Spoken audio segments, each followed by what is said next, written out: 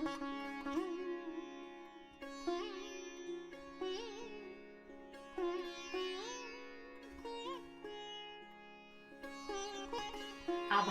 अभिनंदन। आज की काव्य यात्रा में मैं बिंदु जैन आप सबका एक बार फिर अभिनंदन करती हूँ, स्वागत करती हूँ। लॉकडाउन घोषित, आम जनता रोषित, घर में बैठी बैठी कुमला रही है, तभी तो हमारी काव्य यात्रा आ रही है। तो आज की काव्य यात्रा में हम चलेंगे अपने पड़ाव की ओर। आइए चलते हैं। आज की काव्य यात्रा में हम आपको लेके चलेंगे अलंकार रस्तोगी जी, रचना तिवारी जी, मीनू शर्मा जी और सोनल जैन के पास, जो अपने रस, छंद और अलंकारों से सजी हुई रचनाओं से आपको रचनाओं की रसधार में बहा के ले जाएंगे।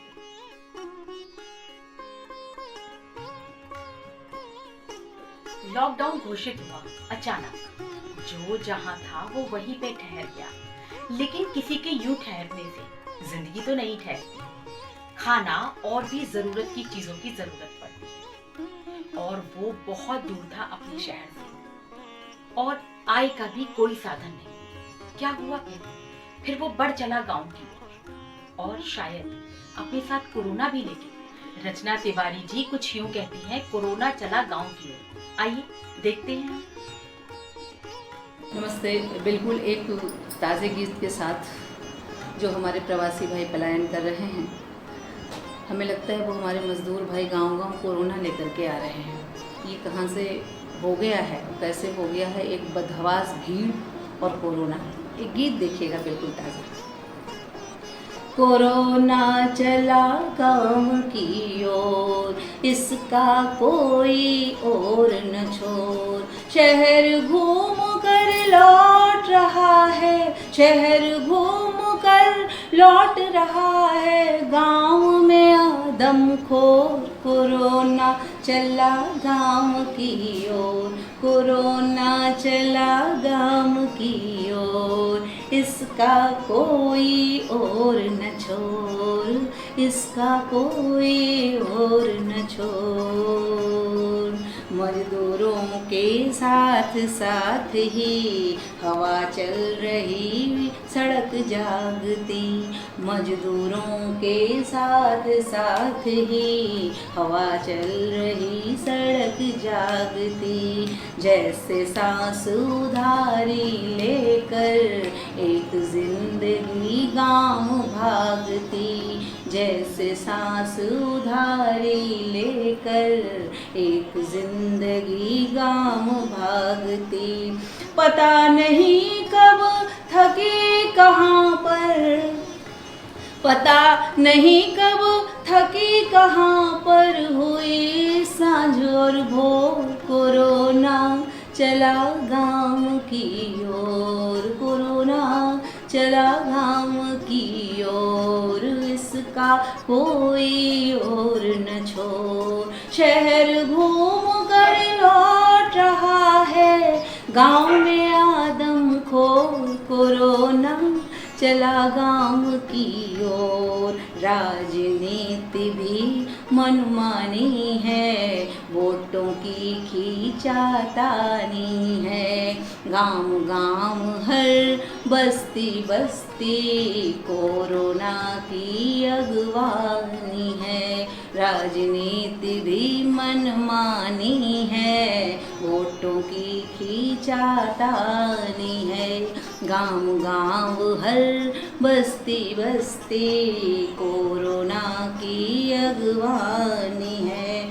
युद्ध में जाने कौन सिपाही, युद्ध में जाने कौन सिपाही, कौन बनेगा चोर। कोरोना चला गाँव की ओर, इसका कोई न और न छोर। शहर घूम कर लौट रहा है, गाँव में आदमखोर। कोरोना सबकी राम कहानी होगी, सबकी पीर सयानी होगी। घर लौटे मजदूर भाइयों को कुछ शर्त निभानी होगी, सबकी राम कहानी होगी, सबकी पीर सयानी होगी। घर लौटे मजदूर भाइयों को कुछ शर्त निभानी होगी। दूर दूर घर नहीं रहे तो, दूर दूर घर नहीं रहे तो पकड़ेगा ये जोर, कोरोना चला गाँव की ओर, इसका कोई और न छोड़। शहर घूम कर लौट रहा है गाँव में आदमखोर, कोरोना चला गाँव की ओर। आंगन आंगन भीड़ बढ़ेगी, कोरोना का नीड़ गढ़ेगी। आंगन आंगन भीड़ बढ़ेगी, कोरोना का नीड़ गढ़ेगी। कहीं छुपाई जाएगी और कहीं अजनबी लाश सड़ेगी, कहीं छुपाई जाएगी और कहीं अजनबी लाश सड़ेगी। अंधे बहरे राजनीति में, अंधे बहरे राजनीति में खो जाएगा शोर, कोरोना चला गाँव की ओर, इसका कोई और न छोड़। शहर घूम कर लौट रहा है, शहर घूम कर लौट रहा है गाँव में आदमखोर, कोरोना चला गाँव की ओर। पता नहीं कब थके कहाँ पर हुई शाम और भोर, कोरोना चला गाँव की ओर। युद्ध में जाने कौन बनेगा, कोई एक सिपाही चोर, कोरोना चला गाँव की ओर। बहरी अंधी राजनीति में खो जाएगा शोर, कोरोना जला गाँव की ओर। धन्यवाद।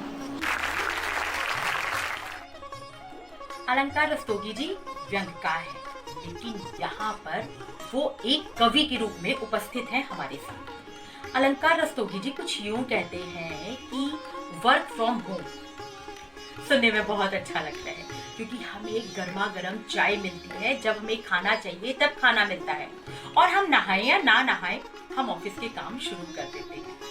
लेकिन वर्क फ्रॉम होम की साइड इफेक्ट्स भी होते हैं, ये तो अलंकार रस्तोगी जी ही बता रहे हैं। क्या है वो साइड इफेक्ट्स, आइए जानते हैं। मैं अलंकार रस्तोगी आपका इस लॉकडाउनी माहौल में बहुत बहुत स्वागत करता हूँ।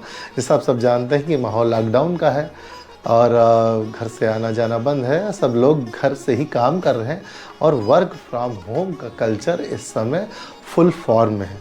लेकिन इस वर्क फ्रॉम होम के कुछ साइड इफ़ेक्ट्स भी हैं, तो आइए व्यंग्य कविता हो जाए इसी वर्क फ्रॉम होम के साइड इफ़ेक्ट्स पर। कि शर्मा जी दिन दहाड़े इस लॉकडाउनी माहौल में लैपटॉप में गड़ गए।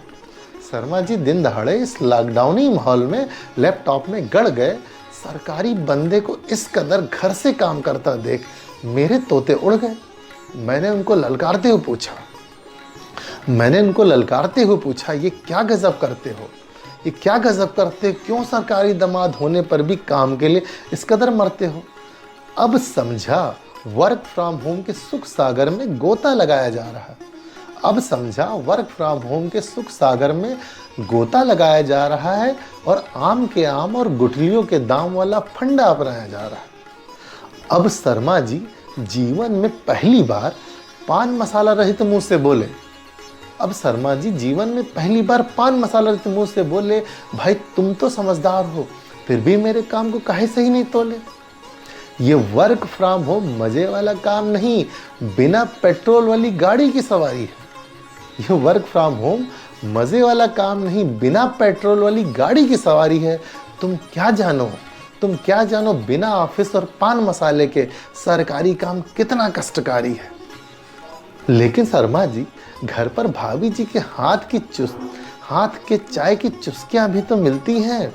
घर से काम करके तुम्हारी शकल भी तो आजकल सलमान जैसी खिलती है। अब शर्मा जी अपने दुख पुराण का प्रथम अध्याय प्रारंभ करते हुए बोले, तुम क्या जानो कल्लू की कटिंग वाली चाय में उबलते हुए शोले, असलम की पान की गुमटी में सिगरेट के सुट्टे के बीच राजनीति का ज्ञान, असलम के पान की गुमटी में सिगरेट के सुट्टे के बीच राजनीति का ज्ञान, और उसी पावन स्थली पर सुविधा और उसके शुल्क का आदान प्रदान। ऑफिस की एक हत्थे वाली कुर्सी में मेरी चक्रवर्ती सम्राट वाली हैसियत समाई थी। ऑफिस की एक हत्थे वाली कुर्सी में मेरी चक्रवर्ती सम्राट वाली हैसियत समाई थी। घर के ठंडे एसी में भी वह एकाग्रता नहीं है भाई, जो ऑफिस के टूटे पंखे से आई थी। इससे पहले कि शर्मा जी अपने दुख पुराण का द्वितीय अध्याय प्रारंभ करते, मैंने कहा, मेरे भाई, वर्क फ्रॉम होम से समय और संसाधन दोनों ही हैं बचते। शर्मा जी रिचार्ज होकर पुनः बोले, हम तो होम फ्रॉम वर्क की कल्चर को ही जमते हैं। ऑफिस वाली स्टेशनरी सुपुत्र की फोटोकॉपी से ही सैकड़ों बचते हैं, लेकिन घर में भाभी जी की मुस्कान के साथ फ्रेश मूड में चाय पकौड़े भी तो चखते हो। अब शर्मा जी हत्थे से उखड़ कर बोले, काहे भाई मेरी दुखती रग पर हाथ धरते हो। तुम्हें क्या पता ताजापन तो बगल वाली सीट की रीना जी के दुआ सलाम से ही आता है। तुम्हें क्या पता ताजापन तो बगल वाली सीट की रीना जी के दुआ सलाम से ही आता है। अब मैं खामोश हो गया। मुझे नहीं मालूम था वर्क फ्रॉम होम इतने साइड इफेक्ट्स भी लाता है। धन्यवाद।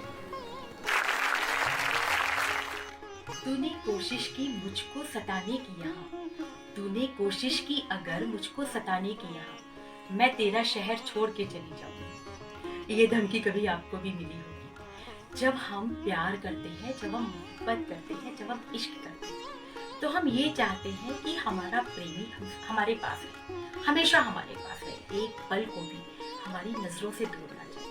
हम उसे देखना चाहते हैं, हम उसे सुनना चाहते हैं, यहाँ तक कि हम उसे छू के महसूस भी करना चाहते हैं। लेकिन जब कोई अनबन हो जाती है और हमारा प्रेमी रूठ जाता है, तो वो यूं धमकी देता है। तो चलिए चलते हैं मीनू शर्मा जी कोटा के पास और सुनते हैं कि और क्या क्या धमकियां मिलती हैं इश्क में। मुक्तक निवेदित करती हूँ मैं, कवित्री मीनू शर्मा। चलेगा। वक्त का इंतजार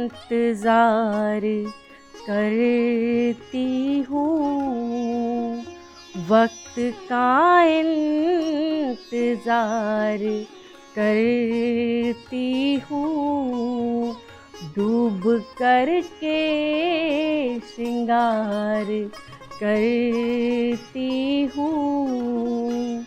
ये पता है मुझे तू ना आएगा, फिर भी मैं तुझसे प्यार करती हूँ, फिर भी मैं तुझसे प्यार करती हूँ। एक मुक्त गौर आपकी अदालत में मैं हाजिर करना चाहती हूँ, सुनिएगा और आनंद लीजिएगा। मुक्तक प्रणाम करती हूँ आप सभी को। सुने आप। हाँ। यूँ तुझे करके मैं मजबूर चली जाऊंगी, यूँ तुझे करके मैं मजबूर चली जाऊंगी, तोड़ के दुनिया के दस्तूर चली जाऊंगी। तूने कोशिश की अगर मुझे को सताने की यहाँ, मैं तेरा शहर छोड़ कर चली जाऊंगी। नई ख्वाहिश नई उम्मीद और हिम्मत नई लेके, नई ख्वाहिश नई उम्मीद और हिम्मत नई लेके हमें अब लॉकडाउन के गुजर जाने की, जी हाँ, लॉकडाउन 4 भी जाने वाला है और हम तो ये चाहते हैं कि ये लॉकडाउन अब आए ही ना, हम खुद ही अपना ध्यान रखें। सोनल जैन जी भी कुछ इसी प्रकार की बातें हमें बता रही हैं। आइए सुनते हैं वो बातें और कोशिश करते हैं कि उन्हें अपने व्यवहार में भी लाएं। हम सभी जानते हैं कि हमारे हित के लिए और देश हित के लिए ये फैसला आवश्यक है, परंतु दिल तो बच्चा होता है, मन तो बच्चा होता है। तो आप सभी की मन की बात 4 पंक्तियों में पढ़ने का प्रयास करती हूँ, सुनिएगा। इधर आने की जल्दी है, उधर जाने की जल्दी है, घरों में कैद सपनों को संवर जाने की जल्दी है, घरों में कैद सपनों को संवर जाने की जल्दी है। नई ख्वाहिश नई उम्मीद और हिम्मत नई लेकर, नई ख्वाहिश नई उम्मीद और हिम्मत नहीं लेकर हमें अब लॉकडाउन के गुजर जाने की जल्दी है, हमें अब लॉकडाउन के गुजर जाने की जल्दी है। हमारी आज की काव्य यात्रा का सफर शुरू हुआ लॉकडाउन से और चलते चलते चलते चलते जा पहुंचा लॉकडाउन तक, यानी कि लॉकडाउन लॉकडाउन और लॉकडाउन। हाँ, बीच में प्यार मोहब्बत इश्क की भी हमने 2-4 बातें की, मतलब 2 पलों के लिए लॉकडाउन को हमने भुला दिया। लॉकडाउन को भुलाना नहीं है, सारे नियमों को हमें अपनी जिंदगी में लेके आना है। मैं बिंदु जैन मिलूंगी काव्य यात्रा के अगले सोपान पर। तब तक के लिए अपना ध्यान रखिए, अपनों का ध्यान रखिए। हमारे YouTube चैनल सतरंगी रे को लाइक कीजिए, सब्सक्राइब कीजिए और शेयर कीजिए। और हाँ, अगर आप भी कविता लिखते हैं तो दिए हुए नंबर पर अपनी वीडियो भेजिए, हम आपको काव्य यात्रा में सहयात्री जरूर बनाएंगे। अगर आप घर के बाहर जा रहे हैं तो सैनिटाइजर का यूज कीजिए और मास्क लगाना तो बिल्कुल भी मत भूलिए।